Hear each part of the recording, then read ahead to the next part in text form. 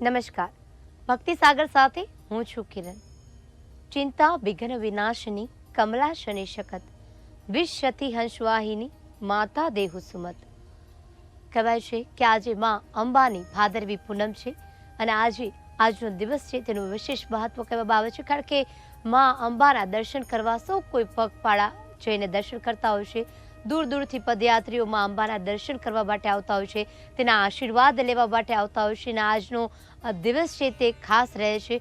માં ભગવતીની આરાધનાનો દિવસ કહેવાય છે, કે કારણ કે માં અંબા છે તે 51 શક્તિપીઠોમાં તેનું મહત્વ રહેલું છે અને ગુજરાતમાં કહેવાય છે કે માં શક્તિ જ્યાં હાજર છે, જ્યાં માં અંબાની આરાધના કરવામાં આવે છે, માં જ્યાં અંબા હાજર બિરાજમાન છે, જ્યાં દરેક ભક્તો મનોકામના લઈને આવે છે અને દરેક મનોકામના ત્યાં પૂર્ણ થતી હોય તેવા માં અંબાની ભાદરવી પૂનમ છે. અને માત્ર દેશમાંથી જ નહીં પરંતુ વિદેશમાંથી લોકો અહીંયા માના દર્શન કરવા આવતા હોય છે અને પોતાની મનવાંછિત ફળ મેળવી, પોતાની ઈચ્છા અનુસારનું ફળ મેળવી અને જતા હોય છે. માત્ર નજીકથી નહીં પરંતુ દૂર દૂરથી લોકો પદયાત્રી આવતા હોય છે અને પગપાળા કરી માં અંબાના આશીર્વાદ લેતા હોય છે. અને આજનો આ વિશેષ કાર્યક્રમ છે તે આજના ભાદરવી પૂનમ નું મહત્વ આપણને સમજાવવા માટે આપણી સાથે સ્ટુડિયોમાં ઉપસ્થિત છે દક્ષિત શાસ્ત્રીજી. દક્ષિત શાસ્ત્રીજી, આપનું સ્વાગત છે. જય માતાજી.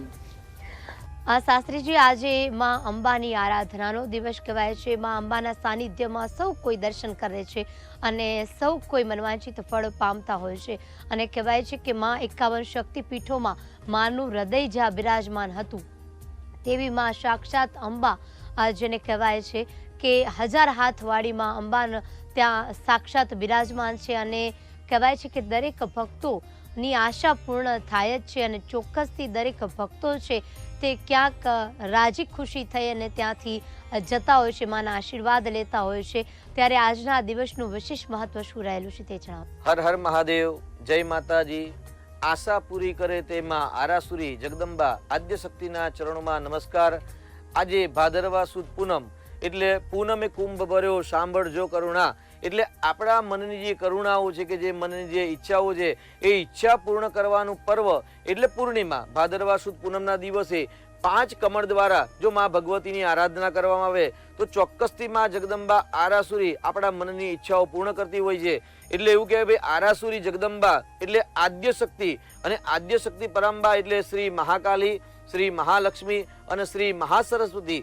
આ ત્રણેય શક્તિનું જે એકત્રિત થાય અને જે આદ્ય શક્તિ જગદંબા કે દુર્ગાંબા કહીએ કે ચંડી કહીએ કે કાલિકા કહીએ, એ સ્વરૂપ એટલે આદ્ય શક્તિની આજે આશીર્વાદ પ્રાપ્ત કરવાનો પર્વ એટલે ભાદરવા સુદ પૂનમ. એવું કહેવાય છે કે પૂનમનો ચાંદ સંપૂર્ણ ખીલે અને જ્યારે ચાંદ ખીલે એટલે ચંદ્રકલા 16 કલાઓ ચંદ્રથી હોય, સૂર્યની 12 કલા હોય અને અગ્નિની 10 કલા હોય. એટલે એવું કહેવાય છે કે ભાઈ ભાદરવા સુદ પૂનમના દિવસે 10 કલાત્મને, 12 કલાત્મને અને 16 કલાત્મને જ્યારે ચંદ્ર, ગ્રહ, નક્ષત્ર, તારા સંપૂર્ણ જ્યારે ખીલતા હોય અને ત્યારે જ્યાં માં જગદંબા આદ્ય શક્તિનું પૂર્ણ સ્વરૂપ જાગૃત થાય અને પૂર્ણિમાની તિથિના જે સ્વામી છે એ ચંદ્રદેવ છે. એટલે ચંદ્રની શીતળતા પ્રાપ્ત કરવા માટે, ચંદ્રની લક્ષ્મી પ્રાપ્ત કરવા માટે માં ભગવતીની આરાધના એટલે ભાદરવા સુદ પૂનમ. આપણા ધર્મશાસ્ત્ર પ્રમાણે એવું કહેવાય છે કે ભાઈ 4 મુખ્ય પૂનમો છે. એમાં પહેલી પૂનમ છે આસો સુદ પૂનમ, બીજી પૂનમ છે પોષી પૂનમ એટલે પોષ મહિનાની પૂર્ણિમા. એના સાથે દેવોની જે નવરાત્રી કહેવાય એને ચૈત્ર નવરાત્રી કહેવાય. એટલે આસો મહિનાની નવરાત્રી છે એ મનુષ્યની નવરાત્રી અને ચૈત્ર મહિનાની જે નવરાત્રી છે એ દેવોની નવરાત્રી કહેવાય. એટલે ચૈત્ર મહિનાની પૂર્ણિમા જે આપણે હનુમાન જયંતિના પર્વ નામે પણ ઉજવીએ છીએ, તો એ પૂર્ણિમા અને ભાદરવાની પૂર્ણિમા એટલે 4 મહાપૂર્ણિમાઓ કહેવાય છે. એની અંદર આ પૂર્ણિમાની ચંદ્રની કલા સાથે જ્યારે જગદંબાની આરાધના કરવામાં આવે, ભક્તિ કરવામાં આવે તો એવું કહેવાય છે કે ભાઈ આરાધિતા સેવનુણામ ભોગ સ્વર્ગાપ વર્ગદા. પૂર્ણિમાના દિવસે જ્યાં માં ભગવતીની જગદંબા આદ્ય શક્તિની જ્યારે આરાધના કરવામાં આવે છે ત્યારે તમામ મનોરથ પૂર્ણ થતા હોય છે અને ભોગ સ્વર્ગાપ વર્ગદા એટલે મૃત્યુલોકની અંદર જે કંઈ વૈભવ છે, ભોગ વિલાસ છે, એ માની કૃપાથી ગાડી, બંગલા, નોકર, ચાકર ઇત્યાદિ જે પણ અપેક્ષાઓ છે એ માં જગદંબાની કૃપાથી મનની ઈચ્છાઓ પૂર્ણ થતી હોય છે. અને અંતે ભોગ મોક્ષ એટલે મૃત્યુ પછી પણ માં જગદંબાના આશીર્વાદથી ઉત્તમ ગતિ એટલે મોક્ષની પ્રાપ્તિ થતી હોય છે. એટલે ભાદરવા સુદ પૂનમના દિવસે માં જગદંબા આદ્ય શક્તિની આરાધના કરવી અને આરાધના કરવાથી શરીરની શક્તિ એટલે 3 શક્તિ એક જાય ત્યારે માં આદ્ય શક્તિનું સ્વરૂપ તૈયાર થાય. એટલે પહેલી શક્તિ એટલે મહાકાલી એટલે પહેલું સુખ તે જાતે ન રહ્યા. એવું કહેવાય છે કે માં જગદંબાના ભાદરવા સુદ પૂનમના દિવસે લોકો ગુજરાત અને દેશ દુનિયાથી જ્યારે આવતા હોય છે અને પગપાળા જતા હોય છે એટલે ચરણ કમલ એવું કહેવાય છે કે આપણા શરીરની અંદર આપણને પરમાત્માએ 5 કમળ આપેલા છે. એમાંથી પહેલું કમળ છે ચરણ કમલ, બીજું કમળ છે હૃદય કમલ, ત્રીજું કમળ છે હસ્ત કમલ, નેત્ર કમલ અને શીર્ષ કમલ. એટલે જે 5 કમળ છે એમાંથી ચરણ કમલ દ્વારા લોકો પદયાત્રા એટલે પોતાના ઘરેથી સંગ લઈ અને માતાજીના જગદંબાના ત્યાં આગળ ધામમાં જતા હોય છે અને ત્યાં ધજા ઇત્યાદિ અર્પણ કરી અને માના આશીર્વાદ પ્રાપ્ત કરતા હોય છે. એટલે પહેલું સુખ તે જાતે શરીરની શક્તિ માટે પદયાત્રા કરવાથી મા જગદંબાની કૃપાથી શરીરની શક્તિ પ્રાપ્ત થાય છે. એના સાથે બીજી શક્તિ એટલે મહાલક્ષ્મી. એટલે એવું કહેવાય છે કે ભાઈ લક્ષ્મી વગર તુમ બીને યજ્ઞ ન હોય ને વસ્ત્ર ન હોય રાતા, લક્ષ્મી વગર કોઈ કાર્ય નથી થતા. તો મા જગદંબાની કૃપાથી ભાદરવા સુદ પૂનમના દિવસે મા ભક્તિની પૂજા, જગદંબાની પૂજા કરવાથી લક્ષ્મીની પ્રાપ્તિ થાય છે. અને એના સાથે ત્રીજું સ્વરૂપ એટલે વીણા પુસ્તક ધારિણી દુર્ગા સપ્તસતી ચંડીપાઠની અંદર માં સરસ્વતીનું વર્ણન છે. અને એવું કહેવાય છે કે ભાઈ વિદ્યા વિનય ને શોભતે, વિદ્યા અને વિનયની પ્રાપ્તિ થાય છે. કેમ કે સૃષ્ટિની અંદર એવું કહેવાય છે કે ભાઈ વિદ્યા ધનમ સર્વ ધન પ્રધાન, જેટલા પ્રકારના ધન સમૃદ્ધિ ઐશ્વર્ય છે એમાંથી સર્વશ્રેષ્ઠ જો ધન હોય ને તો વિદ્યા ધન છે કે જે આપવાથી વધે છે. એવું કહેવાય કે ભાઈ લક્ષ્મી આપવાથી ઓછી થાય પરંતુ વિદ્યા આપવાથી વધતી હોય છે. એટલે વિદ્યાનું દાન શ્રેષ્ઠ દાન કેવું છે? તો ભાદરવા સુદ પૂનમના દિવસે મા જગદંબાની આરાધના કરવાથી બુદ્ધિ પ્રજ્ઞા શક્તિની પ્રાપ્તિ થાય છે. હવે આપણે મા જગદંબા વિશે જાણીએ તો ભાઈ જગદંબા કોણ છે?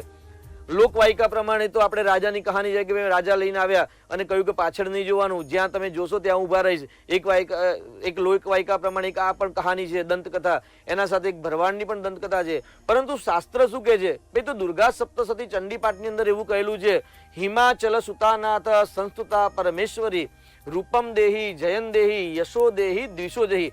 એવું કહે ભાઈ હિમાચલ એટલે હિમાલયના ઘેર જે દીકરી જન્મી, હિમાચલ સુતાનાથ, સુત એટલે દીકરી અને એનો નાથ એટલે કોણ? તો મહાદેવ. હિમાચલ સુતાનાથ એટલે હિમાલયની જે દીકરી અને એનો જે નાથ મહાદેવ. સુતાનાથ જે ભગવાન સંસ્તુતે પરમેશ્વરી એટલે જે પરમેશ્વરીની આરાધના કરે છે, જે આદ્ય શક્તિ પરાંબાની આરાધના કરે, જે મહા ત્રિપુર સુંદરની આરાધના કરે છે, એવા કોણ? તો ભાઈ પાર્વતી અને શિવ ભગવાન જે પરાશક્તિની જે આરાધના કરે છે એવી મહાશક્તિ જગદંબાના ચરણોમાં નમસ્કાર. અને કહ્યું છે કે રૂપમ દેહી જયન દેહી યશો દેહી દ્વિષો દેહી. હે મા ભગવતી, તમે અમને રૂપ આપો, જય આપો અને તમામ મનોરથ પૂર્ણ કરો. આ રીતે જે જગદંબા આદ્ય શક્તિની પરાંબાની જે ભક્તિ માં શિવ અને પાર્વતી જો કરતા હોય તે પરમેશ્વરીના ગુણગાન ગાવા તો આપણે કઈ સમર્થ નથી.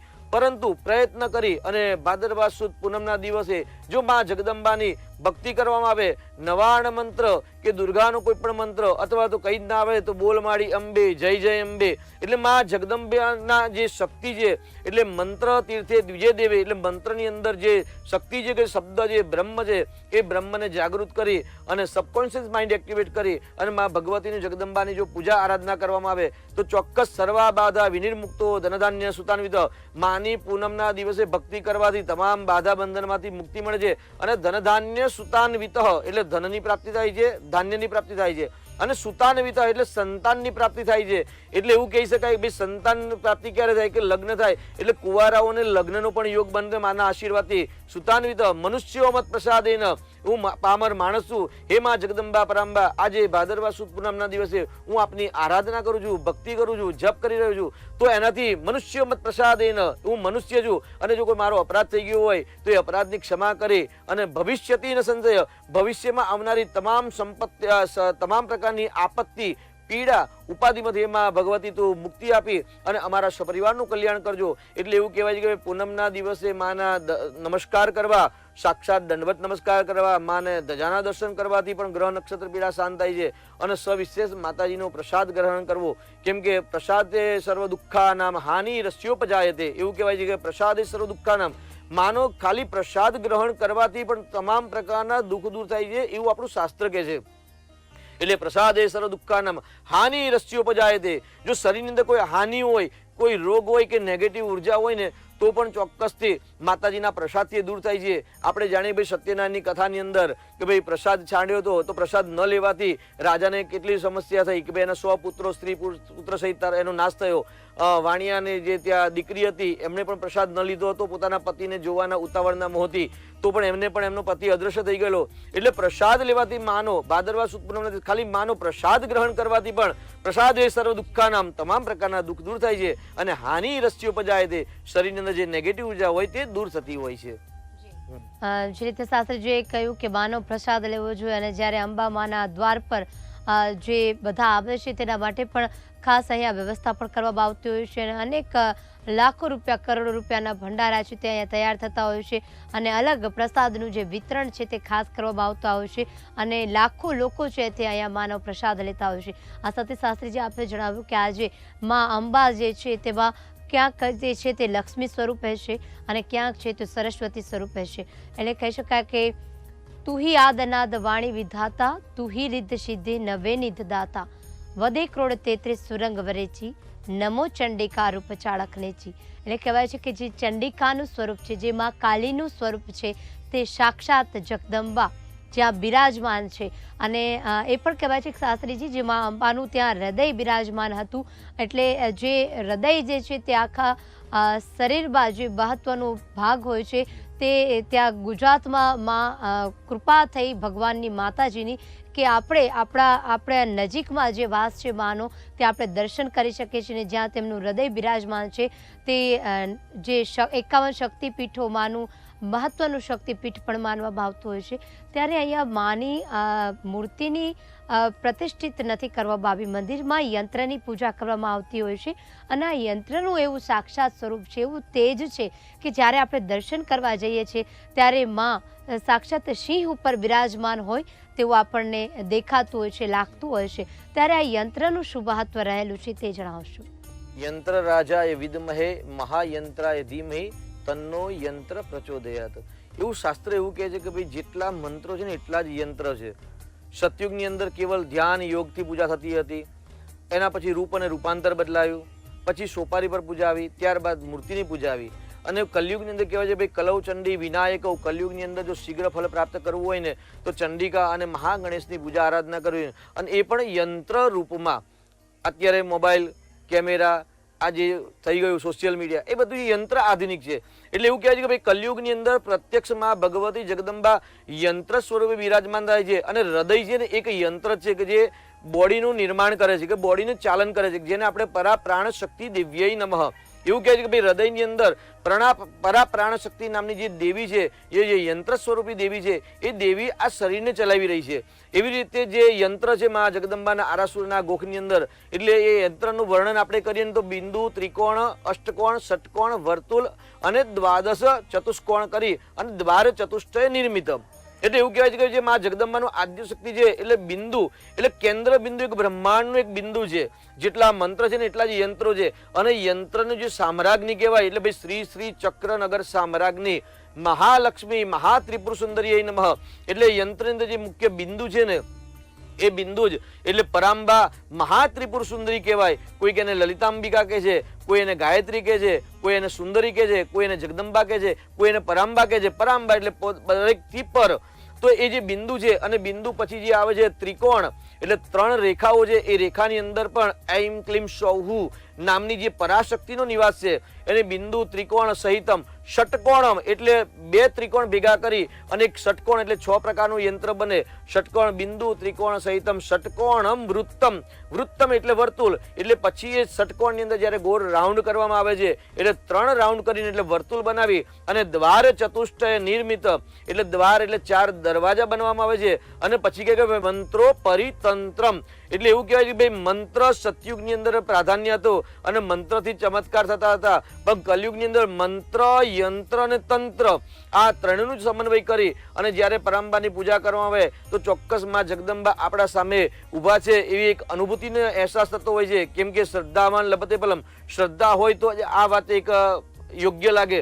એટલે શ્રદ્ધાપૂર્વક યંત્રની પૂજા કરવામાં આવે તો એવું કહેવાય છે ભાઈ કલયુગની અંદર શીઘ્રાતિ શીઘ્ર ફલની અપેક્ષા હોય, શીઘ્રાતિ શીઘ્ર જો સમૃદ્ધિની પ્રાપ્તિ કરવી હોય તો યંત્રની પૂજા કરવી. અને હૃદય એક યંત્ર છે અને હૃદયના રૂપનું જે નિર્માણ સ્વરૂપમાં રૂપ અને રૂપાંતર બદલાયું એટલે જે યંત્ર એટલે એવું કહે ભાઈ કલયુગની અંદર યંત્રની પૂજા કરવી. ગણેશનું યંત્ર, મહારુદ્ર યંત્ર, નારાયણનું યંત્ર, દરેક દેવી દેવતાના યંત્ર પરંતુ અહીં આગળ શ્રીયંત્રની પૂજા છે. એટલે શ્રી એટલે જે બ્રહ્માંડની નાયિકા છે. આપણે કહ્યું ભાઈ હિમાચલ સુતાનાથ, ભાઈ પાર્વતી જે માતા જે હિમાલયના દીકરી અને એના નાથ જે મહાદેવ છે, અને જે મહાદેવ પણ જે મહા ત્રિપુર સુંદરીની આરાધના કરતા હોય એ શ્રી ચક્રનગર સામ્રાજ્ઞીની આપણે જગદંબાની આગળ ગુજરાતની અંદર પીઠની અંદર ત્યાં આગળ શ્રીયંત્રની પૂજા થતી હોય છે. અને શ્રીયંત્રની પૂજા કરવાથી તમામ પ્રકારની મનોકામના પૂર્ણ થતી હોય છે.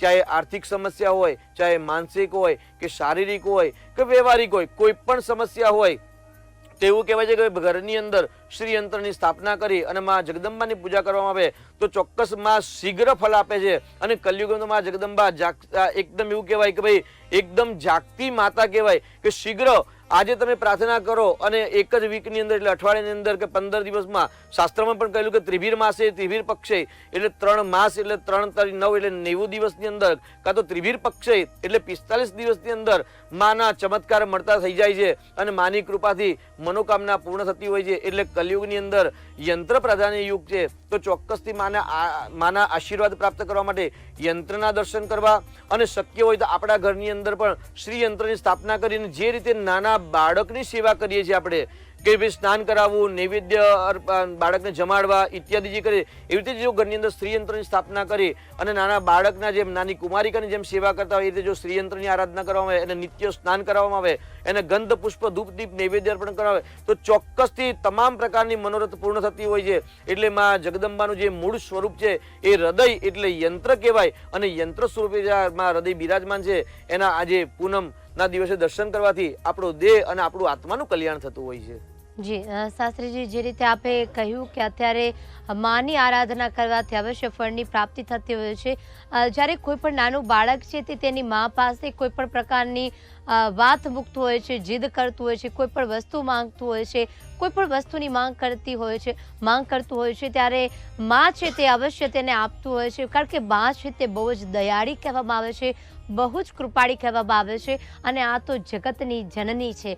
એમ કહેવામાં આવે છે કે જગત જેનાનો જગતનો જન્મ આપ્યો છે તે જગત જનની માં જગદંબા છે. અને આની પાસે કોઈ વસ્તુ માગો, કોઈ વાત મૂકો અને ના માને તેવું તો બની જ ના શકે. એટલે ત્યારે પણ શ્રદ્ધાપૂર્વક જ્યારે મા અંબાના દર્શન કરવા જાય છે કોઈ પણ વ્યક્તિ, મા માટે બધા સરખા હોય છે, પછી તે રાજા હોય કે પછી રંક હોય, દરેક વ્યક્તિની મનોકામના પૂર્ણ કરતી આ મા જગદંબા છે. અને મા જગદંબા ત્યાં સાક્ષાત બિરાજમાન છે. ત્યારે શાસ્ત્રીજી, આજના પ્રોગ્રામના અંતમાં આપણી પાસે એટલું જાણવા માંગીશ કે મા અંબાની એક એવી વાત જે ખરેખર લોકો ક્યાંક નથી જાણતા અને આપ જણાવશો એ વાત આપણે દર વખતે આપણા પ્રોગ્રામમાં જણાવતા હોઈશું દર્શક મિત્રોને. ત્યારે આજે એક એવી વાત જણાવશું જે ખરેખર કોઈ નથી જાણતું. કુપુત્રો જાયેત કચિદપી કુમાતા ન ભવતી. આદિ શંકરાચાર્યએ માનું અનેક સ્તોત્રો દ્વારા માની ભક્તિ કરી, વર્ણન કર્યું, સ્તુતિવંદના કરી અને અંતે તો કહ્યું કે ભાઈ કુપુત્રો જાય તો કચિદપી કુમાતા ન બધી. પુત્ર કુપુત્ર થાય પણ માતા ક્યારેય કુમાતા થતી નથી. અને છેલ્લે માતાની ક્ષમા માગી કે મત્સમ પાતકી નાસ્તી પાપગ્નિ સમા નહીં એવમ જ્ઞાત્વા મહાદેવી યથા યોગ્યમ તથા કુરુ. જે કોઈ નથી જાણતા પણ બધા જ જાણે છે. કેમ કે ઘણી વાત એવી હોય છે ને કે જાણવા હોવા છતાં પણ આપણે અજાણતા હોઈએ છીએ. તો એવું કહેવાય છે ભાઈ કુપુત્રો જાય તો પુત્ર કુપુત્ર થાય પરંતુ માતા કુમાતા નથી થતી. એટલે આદિ શંકરાચાર્ય ગુરુએ કહ્યું કે મત સમ પાતકી નાસ્તી. હું એક પાપી પામર માણસ છું, પાપગ્નિ તત્ સમા નહીં. અને તારા જેવી કોઈ દેવી નથી પાપમાંથી મુક્તિ આપવા વાળી. તો મત્સમ પાતકી નાસ્તી પાપગ્નિ સમા નહીં એવમ જ્ઞાત્વા મહાદેવી. મહાદેવીનું એક રૂપાંતર કહ્યું છે કે ભાઈ રૂપ કહ્યું છે કે ભાઈ હે મહાદેવી જગતજનની યથા યોગ્યમ તથા કરું. જ્યારે માના શરણે જઈએ અને શરણાગતિ જ્યારે સ્વીકારીએ એટલે શરણાગતિ જેવી કોઈ શ્રેષ્ઠ ભક્તિ નથી. એટલે શરણાગત, દીનાર્થ, પરિત્રાણ, પરાયણે ત્રણ પ્રકારની આપત્તિમાંથી માં ભગવતી મુક્તિ આપે છે. એટલે સર્વશ્રેષ્ઠ ઉપાય એટલે માના શરણમાં શરણાગતિ સ્વીકારી અને યથા યોગ્યમ તથા કરું. માતાજીને કહેવાનું કે ભાઈ તું યોગ્ય લાગે એવી તું મારા પર કૃપા કરજે. યથા યોગ્યમ તથા કુરુ. એટલે જે શંકરાચાર્ય જે સ્તુતિવંદના કરી અને કહ્યું કે ભાઈ યંત્રની જે પૂજા છે ત્યારે જે શંકરાચાર્યએ આનંદ લહેરી નામની, શિવ લહેરી નામના જે સ્તોત્રની રચના કરી અને એમાં કહ્યું કે ભાઈ આપણે શ્રાવણ મહિનાની અંદર પણ આ શબ્દનું જ્ઞાન વાપર્યું હતું કે સત્સંગ કર્યો હતો કે ભાઈ શિવ સત્યા યુક્તો. શિવ છે ને શક્તિ વગર અપૂર્ણ છે અને શક્તિ પણ શિવ વગર અધૂરી છે. એટલે જ્યારે શક્તિ અને કલ્યાણનું જ્યારે એકત્રિત થાય એટલે જે યંત્ર છે મા જગદંબાનું ત્યાં ગાડી, અને આપણે વાત કરી કે ભાઈ યંત્રની અંદર એક બિંદુ, કેન્દ્ર બિંદુ છે, બ્રહ્માંડનું બિંદુ છે, અને ત્યાર પછી એક ત્રિકોણ છે, અને ત્રિકોણ પછી ષટકોણ છે. એટલે જે ષટકોણનું મિલન છે એટલે ઉર્ધ્વમુખ અને અધોમુખ. એટલે એવું કહેવાય ભાઈ યંત્રની અંદર શિવા શક્ત્યા યુક્તો ભગવાન શંકરાચાર્યએ વર્ણન કર્યું અને કહ્યું કે જે શ્રી ચક્રનગર સામ્રાજ્ઞી જે હૃદયસ્થ પરમેશ્વરી છે, કે જે હૃદયની અંદર વિરાજમાન છે, કે જે હૃદયના સ્વરૂપમાં પરમેશ્વરી છે, એ આદ્ય શક્તિ એકલી નથી, પણ આ યંત્રની અંદર શિવા શક્ત્યાયુક્તો એટલે અદ્રશ્ય શક્તિના રૂપમાં ત્યાં શિવ બિરાજમાન છે. એટલે જો ઘરની અંદર તમે શિવયંત્રની સ્થાપના કરતા હોય કે મા જગદંબાના દર્શન કરવા જાઓ ત્યારે જગદંબાના નહીં પણ જગદંબા સાથે શિવા શક્ત્યાયુક્તો શક્તિ સાથે શિવને પણ પ્રણામ કરવામાં આવે તો ચોક્કસથી આ યંત્ર શીઘ્ર જાગૃત થાય છે અને ફલીભૂત થતા હોય છે. એટલે આજના સવિશેષમાં કે યંત્ર સ્વરૂપ જગદંબાની જ્યારે આરાધના કરો, નમસ્કાર કરો, પ્રણામ કરો ત્યારે કેવલ શરણાગતિ કે માના શરણે જવું અને યથા યોગ્યમ તથા કરું, માં જેમાં મારું કલ્યાણ હોય એવી તું કૃપા કરજે, આટલો શબ્દ જો વાપરવામાં આવે અને શિવ સાથે જો મા જગદંબાને પ્રણામ કરવામાં આવે તો ચોક્કસથી આપણી મનોકામના પૂર્ણ થતી હોય છે. જી શાસ્ત્રીજી, જે રીતે આપણે કહ્યું કે ક્યારે પણ આપણે મંદિર દ્વાર જાય છે, આપણી મનોકામના માતાજીને કહેતા તો હોઈએ છીએ કે આટલું કરી દેજે, અને ત્યારે માં અને ભગવાન છે તે આ વાતમાં બંધાઈ જતા હોય છે કે આણે જે માગ્યું આપવું પડશે. પરંતુ જ્યારે પણ આપણે ભગવાનની શરણે જતા હોઈએ છીએ, માના શરણે જતા હોઈએ છીએ ત્યારે તે અવશ્ય માગવું જોઈએ કે મારા જે હિતમાં છે તે તું કરજે, મારા જે હિતમાં રહેલું છે તે નિર્ણય તું લેજે અને તું તે જ વસ્તુ તું કરજે. ત્યારે મા જગદંબા જે જોનારી છે, ભવિષ્ય જોનારી છે, જે જગદંબા બધું જોનારી છે, તે આપણે જે મનોકામના છે તે પૂર્ણ કરતી હોય છે, અને જે આપણા હિતમાં હોય છે તે જ ખરેખર કરતી હોય છે. અને એટલે જ કહેવાય છે કે હરિ કરે તે હિતનું હોય છે. એટલે આજના આ એપિસોડમાં અત્યારે બસ આટલું જ. આવતીકાલે ફરી મળીશું નવી ભક્તિની વાતો સાથે. ત્યારે રજા આપશું. નમસ્કાર.